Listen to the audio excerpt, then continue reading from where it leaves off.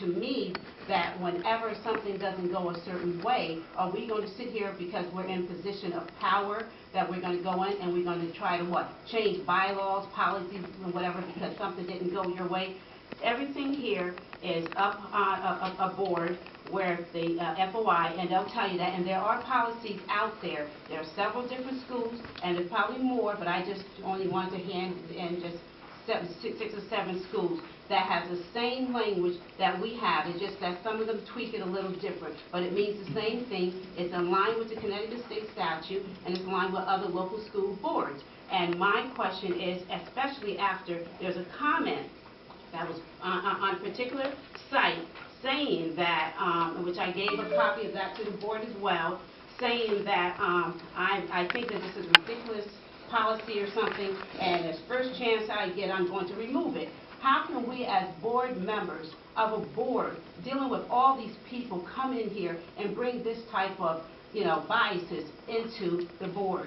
Is this a lesson that we're trying to teach our kids or show the community that we can go in, and if we don't like something because we have a power of position, that we're going to sit there and put it through? Because right here, it says here, Policy Committee Chair Heidi Keys has agreed to bring this ridiculous part of the 1985 bylaw to the committee so we can delete it from the book.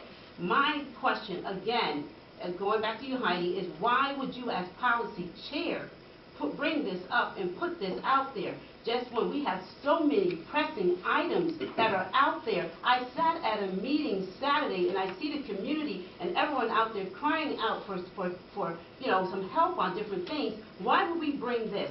Especially when it's not true that that one line that you're taking out is not going to make a difference. Whether that line was in it or not, the same ruling would have came from the FOI Commission. They would have came down with the same thing, because the bottom line was that there was no public meeting. When someone came to public comment, asked for a meeting, the meeting was refused.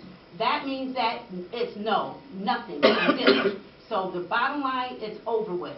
And we should have just put it all behind us and went on. But obvious, we can't seem to do that. And because of that, that is why I am sitting here tonight, because of the action of you guys to try to attempt to change these policies and practices based on your personal agendas, and because you're angry and catering to special interests and partisan political groups, is a reason why I'm telling you that I think that this entire board needs to go through some training of understanding bylaws, policies that are aligned with the Connecticut State statute, state board practices, bylaws, processes, procedures, and policies that should be consistent and in line with all local boards in the state of Connecticut. And included with that type of training is training that includes diversity, cultural sensitivity, inclusive training, community public relation, engagement, outreach to gain an understanding of diversity and inclusion within our diverse community. I think that once we as board, we are the board, we are supposed to set the example for our people, our children, our community. But if we keep going on with this, with these petty stuff like this, when obvious, if you go to the FOIC, you'll see what they said. Their ruling does not say that one line board members does not exist between. It definitely states because of the authority. I did not have the authority because we did not make this a public meeting, because the chair refused to make this one. So until it becomes one, we can't do that. And then if we do that, that means that you're stepping on my individual, private, citizen rights. I have rights like everyone else.